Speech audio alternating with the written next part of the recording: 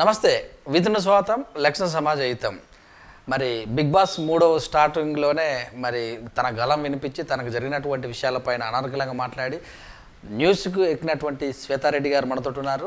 Journalist తను మరి ఈ మధ్యకాలంలోనే అంటే 3 రోజులు కూడా కావలేదు బీజేపీ పార్టీలో జాయిన్ అయ్యి మరి అందరినీ ఆశ్చర్యానికి గురి చేశారు. మరి వారి మనసుతోటే వారి మాటల్లో తెలుసుకుందాం. నమస్తే మేడం. నమస్తే అండి. ఎలా ఉన్నారు? నైస్ అండి. ఎవరు ఊహించలేదు బీజేపీ వైపు మొగ్గు చూపుతారు శ్వేతారెడ్డి గారు. ఎందుకు అసలు ఇంత సడన్గా? సడన్లీ ఏం లేదు. మీకు తెలుసు ఈ మధ్యకాలంలో బిగ్ బాస్ రియాలిటీ షో పై నేను వాయిస్ రైజ్ చేసినప్పుడు అది ఒక పీక్ స్టేజ్కి వెళ్ళినప్పుడు నేను ఎక్స్పెక్ట్ చేశాను పొలిటికల్ పార్టీస్ రెస్పాండ్ అవుతాయని చెప్పేసి.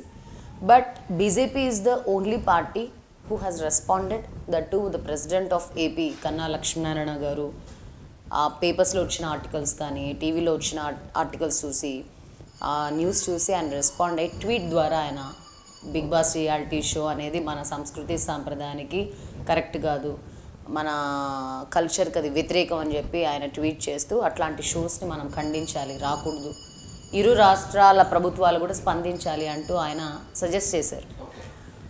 నాకు అది నచ్చింది. నేను ఎవరిని అడగలేదు, ఎవరి దగ్గరికి వెళ్ళలేదు. దాని తర్వాత నేను కిషన్ రెడ్డి గారిని వెళ్ళి కలవడం జరిగింది. ఇట్లా ఏపీ నుంచి కన్నా లక్ష్మీనారాయణ గారు కూడా సపోర్ట్ చేస్తున్నారు, you have to take step and ఎందుకంటే BJP is totally into Hinduism and BJP ఎప్పుడు కూడా మన సంప్రదాయానికి పెద్దపీట వేస్తూ ఉంటుంది, మన సంప్రదాయం సంస్కృతి హిందూయిజం గురించి చెప్తూ ఉంటుంది. కాబట్టి సో నేను ఐ స్పోక్ టు మన కిషన్ రెడ్డి గారు. అప్పుడు ఆయన నేను ఆ విజువల్స్ కూడా మీరు చూసుంటారు. ఏబీవీపీ స్టూడెంట్స్ కూడా రియాక్ట్ అవుతున్నారు, దీని గురించి చర్చలు జరుగుతున్నాయి, ఇన్ఫ్యాక్ట్ బీజేపీ పర్సన్స్ నాగార్జునతో కూడా మాట్లాడే ప్రయత్నాలు చేస్తున్నారు అని చెప్పారు. బట్ నాకు అనిపించింది no other party has taken the responsibility. ఒక విమెన్ జర్నలిస్ట్ బయటకు వచ్చి ఇది జరుగుతుంది, ప్రభుత్వాలు బాధ్యత తీసుకోండి, దీన్ని ఆపే ప్రయత్నం చేయండి అని చెప్పినప్పుడు బీజేపీ ఒక్కటే రెస్పాండ్ అయింది. కాబట్టి నాకు బీజేపీ మీద ఉన్న గౌరవం రెట్టింపు అయిందని చెప్పాలి. అంటే అదొక్క చిన్న అంశంతోటేనా లేకపోతే ఇంకేమైనా లాభాపేక్ష? లాభాపేక్ష ఏం లేదు. లాభాపేక్ష అనుకుని ఉంటే లాస్ట్ టైమే నేను మీకు తెలుసు కేఏ పాల్ ఇన్సిడెంట్ జరిగినప్పుడు చాలామంది నన్ను ఇండిపెండెంట్గా మీరు పోటీ చేస్తారా అని చెప్పేసి అడిగారు. నేను ఇండిపెండెంట్గా చేస్తానా లేదా అనేది నేను తర్వాత మీకు అనౌన్స్ చేస్తానని చెప్పేసి ఆ టైంలో నేను ఎందుకో బికాజ్ ఆఫ్ ద అప్సెట్ కొద్దిగా టైం తీసుకుందామని అనుకున్నాను. నాకైతే ఎప్పుడు అంటే నేను జర్నలిజంలోకి వచ్చినప్పటి నుంచి ఆ వార్తలు చదవడం, పొలిటీషియన్స్ని ఇంట్రడ్యూస్ చేయడం, రకరకాల పొలిటికల్ ఇష్యూస్ని రోజు చదవడం వల్ల ఆ ప్రభావం నా జీవితం మీద చాలా ఉంది. సో అప్పుడు నేను ఇంకా 2023 ప్లాన్ చేద్దాము, ఇప్పుడు వద్దు అని చెప్పేసి నేను ఆ ప్రజాశాంతి పార్టీ వల్ల జరిగిన డిస్టర్బెన్స్ తోటి నేను కామ్ అయిపోయాను. తర్వాత ఇప్పుడు ఈ ఇష్యూ తీసుకున్న తర్వాత ఒక కామన్ మ్యాన్ ఒక ఇష్యూ గురించి రైజ్ చేసినప్పుడు పరిస్థితులు ఒకలా ఉంటాయి, ఒక జర్నలిస్ట్ రైజ్ చేసినప్పుడు పరిస్థితులు ఇంకోలా ఉంటాయి, ఒక పొలిటీషియన్ రైజ్ చేసినప్పుడు పరిస్థితులు ఇంకోలా ఉంటాయి. అంటే ఇది స్టేజెస్ అనమాట. కామన్ మ్యాన్ అనేది లెవెల్ 1 అనుకుంటే, జర్నలిస్ట్ లెవెల్ 2 అనుకుంటే, level 3 will be the politician. ఒక పార్టీ రిప్రజెంటేటివ్గా ఓ పార్టీ కండువా కప్పుకొని అదే ఇష్యూ గురించి మనం మాట్లాడితే దాని యొక్క ఇంటెన్సిటీ పెరుగుతుంది, దానికి బలం చేకూరుతుంది, అది తొందరగా జనాల్లోకి వ్యవస్థల్లోకి రీచ్ అయ్యే ఛాన్సెస్ ఉంటాయి. కాబట్టి నేను బాగా ఆలోచించి నిర్ణయం తీసుకోవడం జరిగింది. అంటే మరి రాబోయే రోజుల్లో ఎక్కడన్నా కాన్స్టిట్యున్సీ మీద ఫోకస్ చేసి గెలిచే అంటే తప్పకుండా అండి. అంటే అది చాలా తొందరపాటు అవుతుంది. ఇప్పుడు మనకు మొన్ననే ఎన్నికలు జరిగాయి కాబట్టి మళ్ళీ 2023 వరకు మనం వెయిట్ చేయాలి. ఎలక్షన్స్ టైంలో మనం కాన్స్టిట్యుయెన్సీస్ అలాగే పోటీ గురించి మనం మాట్లాడాలి. ప్రస్తుతం అయితే ఇప్పుడు ఆంధ్రప్రదేశ్ మన ముఖ్యమంత్రి గారు జగన్మోహన్ రెడ్డి గారి సారథ్యంలో నడుస్తుంది. ఇప్పుడు హనీమూన్ పీరియడ్ కాబట్టి ఏ పార్టీ అయినా opposition party Janasena కానివ్వచ్చు, BJP కానివ్వచ్చు, Telugu Desam కానివ్వచ్చు, ఇది హనీమూన్ పీరియడ్ కాబట్టి ఎవరు ఏం ప్రశ్నించకుండా కామ్గా అక్కడైతే వ్యవస్థ నడుస్తుంది. ఇన్ఫ్యాక్ట్ జనసేన పార్టీ అధ్యక్షులు పవన్ కళ్యాణ్ గారు కూడా చెప్పారు 100 రోజులు నేను సమయం ఇవ్వాలనుకున్నాను, ఎందుకంటే మరీ మూర్ఖత్వంగా వెంటనే ప్రశ్నించడం కరెక్ట్ కాదు, ఎవరికైనా సమయం ఇవ్వాలని చెప్పేసి. సో ప్రస్తుతం ఆ పార్టీ హనీమూన్ పీరియడ్లో ఉంది కాబట్టి అందరూ సైలెంట్గా చూస్తున్నారు ఏం చేస్తున్నారని చెప్పి. కానీ సమస్యల సుడిగుండంలో మాత్రం ఏపీ ప్రభుత్వం ఉంది. దాన్ని మన జగన్మోహన్ రెడ్డి గారు ఒక్కొక్క సమస్యను ఎలా పరిష్కరిస్తారు ఏంటి అని అందరూ నిశితంగా పరిశీలిస్తున్నారు. ఓకే. పర్టికులర్గా చూసుకుంటే ఉద్దానం సమస్య, అవును, ఉద్దానం సమస్యని పవన్ కళ్యాణ్ గారు లేవదీసినప్పటికీ కూడా మళ్ళీ ఆయన ఇచ్చిన ప్రామిస్లు ఏవి కూడా ఆయన నిలబెట్టుకోలేకపోయారు. ఇప్పుడు 600 కోట్లతో నేను పథకాన్ని అక్కడ పెడుతున్నాను, మంచినీటి పథకాన్ని నేను ప్రారంభించబోతున్నాను అని చెప్పి జగన్మోహన్ రెడ్డి గారు చెప్తున్నారు. అలాగే వాళ్లకు నెలకు 10,000 పెన్షన్ అని చెప్తున్నారు. కానీ అక్కడ కొంతమంది వ్యక్తులు, బాధితులు ఎవరైతే ఉన్నారో, కిడ్నీ సమస్యతో అల్లాడుతున్న బాధితులు, మాకైతే పూర్తి స్థాయిలో ఇక్కడ 10,000 రూపాయలు అందడం లేదని చెప్పేసి నేను రీసెంట్గా కనుక్కుంటే వెళ్ళాను. నేను గుంటూరుకి మొన్న వెళ్ళినప్పుడు ఉద్దానం దగ్గర కూడా వెళ్ళి నేను అక్కడ ఉన్న జనాలతో తెలుసుకోవడం జరిగిందనమాట. సరే, ఇప్పుడు పథకాలు అయితే అనౌన్స్ చేశారు, అవి ఎంతవరకు పూర్తి స్థాయిలో జనాల్లోకి వెళ్తాయి, ఆ పథకం ఎప్పుడు కంప్లీట్ అవుతుంది, ఇవన్నీ కూడా మనం ఆలోచించాల్సిన అవసరం ఉంది. ఎనీవేస్ ఆయన ఫస్ట్ అయితే అనౌన్స్ చేశారు కాబట్టి ఉద్దానం మీద ఫోకస్ చేసి డెవలప్మెంట్ని కూడా ఇప్పుడు హోల్డ్లో ఉంచారు. దానికి పెట్టే ఖర్చుని ఆయన ఉద్దానం ప్రాంతానికి పెట్టాలనుకుంటున్నారు. అది నిజంగా సంతోషించదగ్గ పరిణామమే. బట్ ఇది ఎంతవరకు పూర్తి స్థాయిలో ఇంప్లిమెంటేషన్ జరుగుతుంది, వాళ్లకు 10,000 రూపాయలు ఇస్తున్నారా లేదా అన్నవి కూడా కొంచెం అనుమానాలు ఉన్నాయి. ఇంకా చాలా సమస్యలు ఉన్నాయండి. ఆ సమస్యల గురించి ప్రభుత్వాలను ప్రశ్నించే బాధ్యత కూడా నేను తీసుకోవాలనుకుంటున్నాను.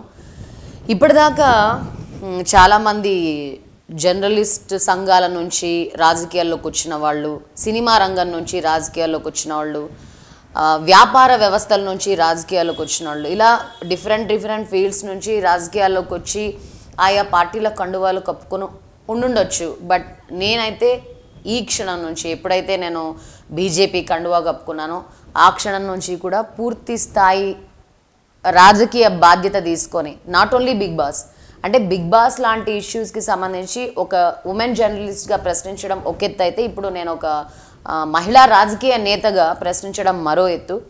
నాట్ ఓన్లీ బిగ్ బాస్, ఏపీకి సంబంధించి ఏ సమస్య వచ్చినా అది మహిళలకు సంబంధించి, లేకపోతే చిన్నపిల్లలకు కానివ్వచ్చు, లేకపోతే వృద్ధులకు సంబంధించి కానివ్వచ్చు, మగవాళ్ళు పడుతున్న కష్టాలు కానివ్వచ్చు, రైతులు పడుతున్న కష్టాలు కానివ్వచ్చు, ఏ సమస్య వచ్చినా దాని గురించి నేను గొంతు విప్పాలనుకుంటున్నాను.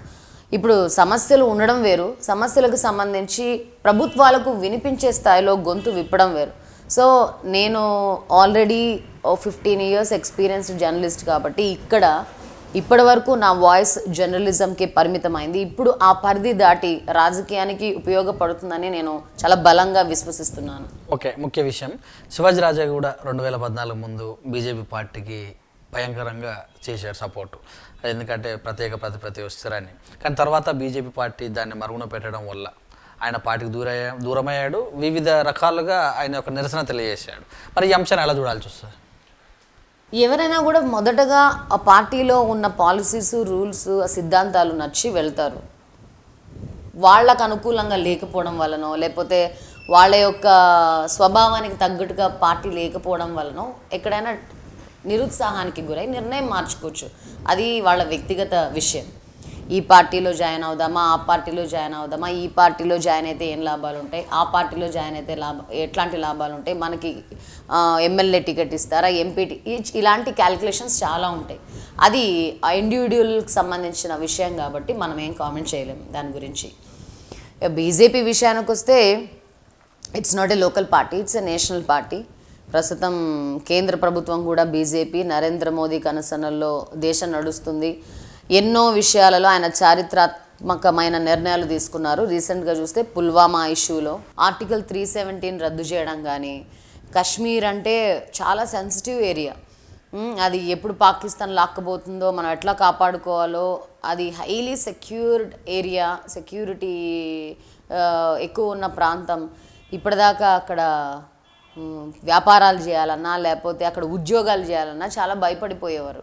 బట్ ఇప్పుడు ఎప్పుడైతే ఈ 317 రద్దు చేశారో అప్పటి నుంచి ఇంకా కాశ్మీర్ కూడా మన హైదరాబాదో, లేకపోతే విజయవాడ, లేకపోతే వైజాగ్లానో అందరూ ఉద్యోగాలు చేసుకోవడానికి అనుకూలమైన ప్రాంతం, వ్యాపారాలు చేసుకోవడానికి అనుకూలమైన ప్రాంతం అని చెప్పేసి ఇప్పుడు సంతోషం వ్యక్తం చేస్తున్నారు. ఇవన్నీ కూడా గతంలో కాంగ్రెస్ ప్రభుత్వంలో కాంగ్రెస్ పెద్దలు తీసుకొని ధైర్యం చేసి, సాహసం చేసి తీసుకొని నిర్ణయాలను చాలా అలవోకగా మన ప్రధానమంత్రి తీసుకొని నిరూపిస్తున్నారు. కాబట్టి బీజేపీ జెండా ఈరోజు మ్యాక్సిమం చాలా రాష్ట్రాల్లో రెపరెపలాడుతుంది. మోదీ తీసుకుంటున్న ఒక్కొక్క స్టెప్, మోదీ తీసుకుంటూ ఉన్న ఒక్కొక్క నిర్ణయం యొక్క ప్రభావం రాష్ట్రాల అభివృద్ధి మీద పడుతుందని చెప్పి నేను బలంగా భావిస్తున్నాను. ఇప్పుడు ఏపీ తెలంగాణలో కూడా, అంటే తెలంగాణ విషయానికి వస్తే ఇంకా ఆల్టర్నేట్ లేదు, టీఆర్ఎస్ పార్టీ ఒక్కటే, ఎటు చూసినా ఆల్టర్నేట్ లేదు, అదే ఫ్యామిలీ పాలిటిక్స్ అని చెప్పి ఒక అభిప్రాయం ఉన్న నేపథ్యంలో నెక్స్ట్ రాబోయే ఎన్నికల్లో బీజేపీ ఖచ్చితంగా ఇక్కడ పాగా వేస్తుంది. ఆల్రెడీ ఆపరేషన్ ఆకర్ష్ అంటూ కూడా చాలామంది ఇందులోకి చేరడం మనం చూస్తూ ఉన్నాము. ఇప్పుడు తెలంగాణ ప్రాంతంలో కూడా మొన్న చూసాం, మొన్న జరిగిన ఎన్నికలప్పుడు మన నిజామాబాద్ ఎంపీ స్థానాన్ని ఎట్లా కైవసం చేసుకుంది బీజేపీ అని చెప్పేసి.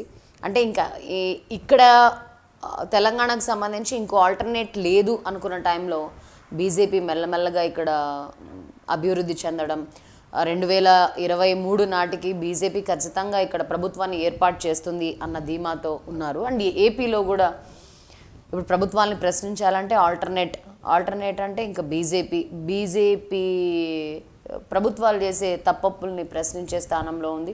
అండ్ బీజేపీ రిప్రజెంటేటివ్గా మాలాంటి వాళ్ళు కూడా ప్రభుత్వాలు చేసే తప్పుల్ని ఎత్తి చూపే విషయంలో కీలక పాత్ర పోషిస్తామని నేను నమ్ముతున్నాను.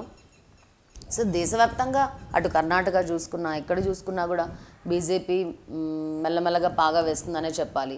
ఎందుకు అంటే మన దేశానికి సంబంధించి, హిందుత్వానికి సంబంధించి, మన సంస్కృతి సాంప్రదాయానికి సంబంధించి బీజేపీ లాంటి పార్టీలు ఉంటే అన్ని రకాలుగా అభివృద్ధి ఉంటుంది. ఇటు ఆల్రెడీ వెస్ట్రన్ కల్చర్ యొక్క ప్రభావం యువత మీద, మన సొసైటీ మీద చాలా ఉంది. ఇప్పుడు ఫారినర్స్ మన సంస్కృతిని ఫాలో అవుతూ ఎంతోమంది అక్కడి నుంచి ఇక్కడికి వచ్చి మన సంగీతాన్ని కానీ, మన నాట్యాన్ని కానీ, లేకపోతే మన చీరకట్టు కానీ వాళ్ళు బాగా ఇష్టపడి మన మంత్రాలు, పూజలు ఇవన్నీ ఇక్కడికి వచ్చి నేర్చుకుంటున్నారు. కానీ మనం మాత్రం మ్యాక్సిమం ఇక్కడ వెస్టర్నైజేషన్కి అలవాటు పడిపోయి, అక్కడ పాశ్చాత్య ధోరణికి అలవాటు పడిపోయి వాళ్ళ స్టైల్స్ని మనం ఇంబైబ్ చేస్తుంటే వాళ్ళేమో మన సంస్కృతి సాంప్రదాయాన్ని ఫాలో అవుతున్నారు. ఈవెన్ అమెరికన్ కంట్రీస్లో కూడా పిల్లలకి ఫారినర్స్ తెలుగు నేర్పించడం. రీసెంట్గా ఒక వీడియో కూడా రిలీజ్ అయింది, ఒక ఫారినర్ తెలుగు మాట్లాడడం. దాన్ని చాలా ముచ్చటగా సోషల్ మీడియాలో డిస్కస్ చేసుకున్నారు. అరే ఫారినర్ ఎంత చక్కగా మాట్లాడుతున్నారు అని చెప్పేసి. ఆయన ఈవెన్ ఇన్ఫ్యాక్ట్ శంకరాభరణంలోని పాటలు కూడా ఆయన పాడుతున్నాడు.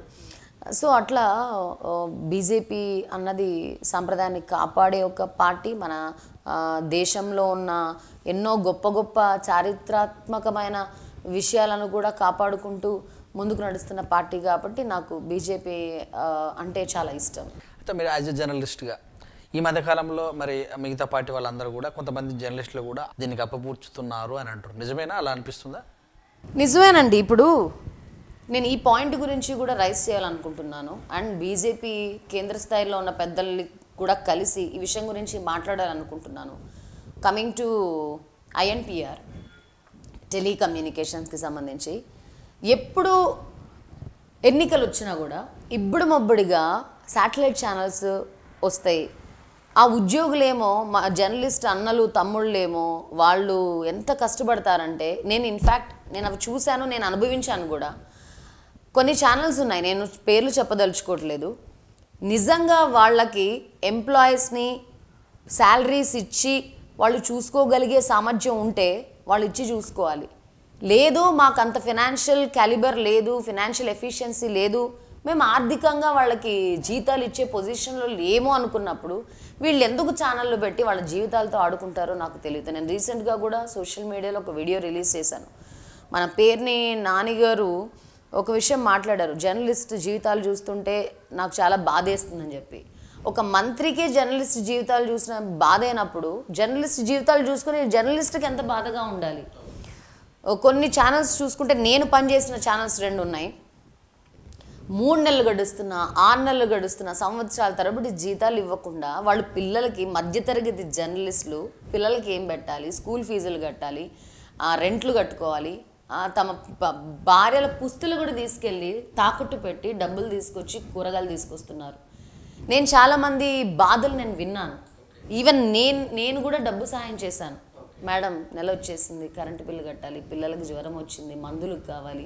వాళ్ళు నిజంగా రాజకీయ నాయకుల్ని ఎక్స్పోజ్ చేస్తూ, కోర్స్ ఇప్పుడు నేను కూడా రాజకీయ నాయకురాలే అయినా ఇప్పటిదాకా పొలిటీషియన్స్ని ఎక్స్పోజ్ చేస్తూ, సెలబ్రిటీస్ని ఎక్స్పోజ్ చేస్తూ, ఏదైనా ఇష్యూ జరిగిందంటే సమస్యల మీద దృష్టి సారిస్తూ అది ప్రపంచానికి చెప్తూ ఉంటారు. కానీ అంత పవర్ఫుల్ మీడియాలో పనిచేస్తున్న జర్నలిస్టుల కోసం ఎందుకు ప్రభుత్వాలు నిర్లక్ష్యం వహిస్తాయో నాకు అర్థం కాదు. అది ఫస్ట్ ఆఫ్ ఆల్ నేను శాటిలైట్ ఛానల్స్ యొక్క మేనేజ్మెంట్స్కి నేను చెప్పదలుచుకుంది ఏంటంటే, దయచేసి జర్నలిస్ట్ జీవితాలతో ఆడుకోకండి. మీకు జీతాలు ఇచ్చే సామర్థ్యం ఉంటే వాళ్ళని పోషించండి, లేకపోతే సంస్థలను మూసేయండి. ఇట్లా జీతాలు ఇవ్వకుండా వెట్టి చాకిరీ చేయించుకునే శాటిలైట్ వ్యవస్థల మీద ప్రభుత్వాలు దృష్టి సారించి వాటిని ఖచ్చితంగా మూయించాలని చెప్పి నేను తెలంగాణ, ఆంధ్రప్రదేశ్ ఇరు ప్రభుత్వాల ముఖ్యమంత్రులనే నేను కోరుతున్నాను. ప్రభుత్వాలే, పెద్దలే, అధినేతలే వాళ్ళ కన్సైన్లో జరుగుతున్నటువంటి మీడియాలు చాలా ఉన్నాయి, మరి వాటిని ఏమంటారు? కరెక్టే అండి. ఇప్పుడు చూసుకుంటే 2 ఛానల్స్కి సంబంధించి 2-3 ఛానల్స్కి సంబంధించి తెలంగాణ ప్రభుత్వం ఇన్వాల్వ్ అయింది. అండ్ అక్కడ చూసుకుంటే అంటే ఏపీకి సంబంధించి బైఫర్కేషన్ తర్వాత మీడియా ఇంకా అంత అభివృద్ధి కాలేదు. సోషల్ మీడియా తీసుకున్నా లేకపోతే శాటిలైట్ తీసుకున్నా, నాకు తెలిసి ఒక ఛానల్ ఏమో ఇప్పుడు స్పీడ్గా వెళ్తుంది, ఒక్క ఛానల్. సో ఇక్కడ చూసుకుంటే ఇన్వాల్వ్మెంట్ ఉన్నప్పటికీ కూడా అదే చెప్తున్నాను, గవర్నమెంట్లు ఇన్వాల్వ్ అయిన ఛానల్స్లో కూడా జీతాలు కరెక్ట్గా లేకపోవడం ఇంకా అంతకన్నా దురదృష్టకరం ఇంకోటి ఉండదు. ఇన్వాల్వ్ అయినా కూడా వాళ్ళ యొక్క ఛానల్స్ని మాత్రమే డెవలప్ చేసుకోకుండా మిగతా ఛానల్స్, అంటే ప్రభుత్వం అంటే అన్ని ఛానల్స్ వాళ్ళ సూపర్విజన్లో ఉంటాయి. మిగతా ఛానల్స్లో జీతాలు లేకపోతే ప్రభుత్వాలు క్వశ్చన్ చేయాలి, వాటిని ఆ ఛానల్స్ని బ్యాన్ చేయాలని నేను అనుకుంటున్నాను. అండ్ ఇంకోటి, మన జర్నలిస్ట్ మిత్రులకు కూడా చాలామంది శాటిలైట్ అనే దానికి ఎన్నో సంవత్సరాలుగా అలవాటు పడిపోయి శాటిలైట్లో చేస్తేనే మాకు అక్రెడిషన్లు వస్తాయి, శాటిలైట్లో చేస్తేనే మాకు హెల్త్ కార్డ్స్ వస్తాయి, శాటిలైట్లో చేస్తేనే మాకు ఇళ్ల పట్టాలు ఇస్తారు అనే ఒక గుడ్డి నమ్మకంతో వాళ్ళు జీతాలు ఇచ్చినా ఇవ్వకపోయినా వెట్టి చాకరీ చేస్తున్నారు. అవి ఎప్పుడు ఇస్తారో తెలియదు, ఇస్తారో లేదో తెలియదు. ఇస్తామని చెప్పేసి ఎన్నికలప్పుడు బిస్కెట్లు వేస్తూ ఉంటారు. కానీ ఇప్పుడు సోషల్ మీడియా అనేది చాలా బిగ్గెస్ట్ డయాస్. ఆ డయాస్ని ఉపయోగించుకోవడానికి ఎందుకో కొంతమంది జర్నలిస్ట్ తమ్ముళ్ళు, అన్నలు ఆలోచిస్తున్నారు. నన్ను అడిగితే నేను రీసెంట్ టైమ్స్లో డిజిటల్, అంతకుముందు శాటిలైట్కి వర్క్ చేసిన ఒక 3 సంవత్సరాలుగా డిజిటల్ ప్లాట్ఫామ్తో అసోసియేట్ అయ్యాను. ఇక్కడ కూడా మెల్లమెల్లగా ప్రభుత్వాలు దీన్ని రికగ్నైజ్ చేస్తున్నాయి. ఈరోజు ఎక్కడ ఏ మూల ఏం జరిగినా, అది రాజకీయంగా కానివ్వచ్చు, వ్యాపారంగా కానివ్వచ్చు, ఒక పెద్ద ఇష్యూ కానివ్వచ్చు, ఒక క్రిమినల్ కేసు కానివ్వచ్చు, ఏ మూల ఏం జరిగినా కూడా చిటికలో మన మొబైల్లో చూస్తున్నామంటే because of the social media. And when it comes to the social media, BJP has explored social media in a very wide way. ప్రధానమంత్రి నరేంద్ర మోదీ పుణ్యమా అంటూ చాలామంది ఫేస్బుక్లు వాడుతున్నారు, ట్విట్టర్స్ వాడుతున్నారు, వాట్సాప్లు వాడుతున్నారు, ఇన్స్టాలు వాడుతున్నారు. ఆయన పుణ్యమా అంటూ సోషల్, అండ్ అఫ్ కోర్స్ 2014లో ఆయన ప్రధానమంత్రి అయ్యారంటే only because of the social media. ఏ పెద్ద శాటిలైట్ ఛానల్ ఆయన ఎక్స్ప్లోర్ చేయలేదు, సోషల్ మీడియా వింగ్తోనే ఆయన గెలిచారనేది చాలా వాస్తవం. అట్లాంటిది ఒక ప్రధానమంత్రి సోషల్ మీడియాకు బ్రాండ్ అంబాసిడర్గా ఉన్నప్పుడు మన జర్నలిస్టులు ఎందుకు సోషల్ మీడియాని నమ్మకూడదు? శాటిలైట్ వాళ్ళు ఇకపోతే ఇప్పుడు చాలా ఛానల్స్ గల్లీకి ఒక సోషల్ మీడియా ప్లాట్ఫామ్ ఉంది. 3000 యూట్యూబ్ ఛానల్స్ మన హైదరాబాద్లో ఉన్నాయి. జీతాలు కూడా బాగానే ఇస్తున్నారు. అందరూ టెక్నీషియన్స్, ఇప్పుడు సినిమా ఇండస్ట్రీలో 24 క్రాఫ్ట్స్ ఎట్లా ఉంటుందో అట్లా మన వీడియో ఎడిటర్స్ కానీ, గ్రాఫిక్ టెక్నీషియన్స్ కానీ, స్క్రీన్ మీద పనిచేస్తున్న జర్నలిస్టులు కానీ, కెమెరామ్యాన్లు కానీ అందరూ కూడా సోషల్ మీడియాకు వచ్చి ఇప్పుడు పనిచేసుకుంటున్న టైంలో సీనియర్ జర్నలిస్టులు కూడా సోషల్ మీడియాకి వచ్చి వర్క్ చేసుకుంటే ఆర్థికంగా వాళ్ళకి సపోర్ట్ ఉంటుందని నేను అనుకుంటున్నాను. ఓకే అండి, థ్యాంక్ యూ. చక్కటి అంశాన్ని లేవనెత్తారు, చక్కటి అంశం కూడా విశ్లేషణ చేశారు. Come to the point. ఇప్పుడు మీరు ఇప్పుడు జర్నలిస్టుకు విరామం ఇచ్చి డైరెక్ట్ రాజకీయ నాయకులుగా ఉండదలుచుకున్నారా? అవునండి, ఎందుకంటే ఇప్పుడు 2 పడవల ప్రయాణం అనేది ఎప్పుడూ కరెక్ట్ కాదు. తో ఐ హ్యావ్ ఆపర్చునిటీ, నన్ను ఇప్పుడు నేను ఇంటర్వ్యూలు చేస్తూ, నేను ఒక జర్నలిస్ట్గా ఉంటూ, నేను రాజకీయంగా పనిచేస్తే నన్ను ఎవరు క్వశ్చన్ చేసేవాళ్ళు లేరు. కానీ నా అంతరాత్మకి నేను సమాధానం చెప్పుకోవాలి. ఇటు దీనికి మనం జడ్జిమెంట్ చేయలేక, అటు దానికి జడ్జిమెంట్ చేయలేక మధ్యలో ఊగే బదులు better to choose one profession. దాన్ని గట్టిగా చేయాలి. ఇప్పుడు మనం సగం అన్న నేనే ఎన్నో సందర్భాల్లో చాలామంది రాజకీయ నాయకులని ప్రశ్నించడం జరిగింది. మీరు కొంతమంది సినిమా వ్యక్తుల్ని, మీరు సినిమాలు ఎక్కువ చేసుకుంటూ సినిమా మీద కాన్సన్ట్రేట్ చేస్తూ షూటింగ్లుగా ఉండిపోయి మీరు ప్రజా సమస్యలు పట్టించుకోవట్లేదని చెప్పి మీ మీద కామెంట్స్ వస్తున్నాయనో, లేకపోతే ప్రోగ్రాముల గురించి కాన్సన్ట్రేట్ చేసో రియాలిటీ షోస్లో మీరు జడ్జిలుగా వ్యవహరిస్తున్నావు, మీరు ప్రజా సమస్యల గురించి పట్టించుకోవట్లేదని కామెంట్స్, ఇట్లా నేనే కామెంట్ చేసిన వ్యక్తిని. ఆ పెయిన్ నాకు తెలుసు. అట్లాంటి ఒక ప్రశ్న నా విషయంలో నేను రానివ్వదలుచుకోవట్లేదు. ప్రశ్నించడానికి నేను ఆస్కారం ఇవ్వదలుచుకోవట్లేదు. ఏదైనా కూడా ఒకటే లక్ష్యం, ఒకటే పయనం ఉండాలి. మనకి ఎన్ని లక్ష్యాలు ఉన్నా కూడా మనం అన్ని దారుల్లోనూ పయనించలేము కాబట్టి ఒకటే లక్ష్యం. అది నేను చాలా సీరియస్గా తీసుకున్నా. బిగ్ బాస్ ఇష్యూతో నా సీరియస్నెస్ మరింత పెరిగింది. మనం ఏదైనా సరే జనాల కోసం పోరాడాలి, ముఖ్యంగా మహిళల కోసం పోరాడాలి అని చెప్పి నేను డిసైడ్ అయ్యాను. కమిటెడ్గా వ్యవహరిస్తున్నాను. ఇదండి మరి జర్నలిస్ట్ శ్వేతారెడ్డి గారు మరి వారి యొక్క 15 సంవత్సరాల యొక్క జర్నలిస్ట్ జీవితాన్ని, మరి జర్నలిస్టుల జరుగుతున్నటువంటి లోటుపాట్లు అయితేనేమి, మరి మన బిగ్ బాస్ రేస్ అయినటువంటి విషయాన్ని ఇప్పుడు బీజేపీ పార్టీ తీర్థం పుచ్చుకోవడం, మరి ఉన్నటువంటి అంశాలన్నిటిపైన నేను లేవనెత్తానని, నా వినిపించే గొంతుకనవుతానని మనకు తెలియజేయడం జరిగింది. చూస్తున్నాండి with news. Cameraman నవీన్తో me Suresh Dandu.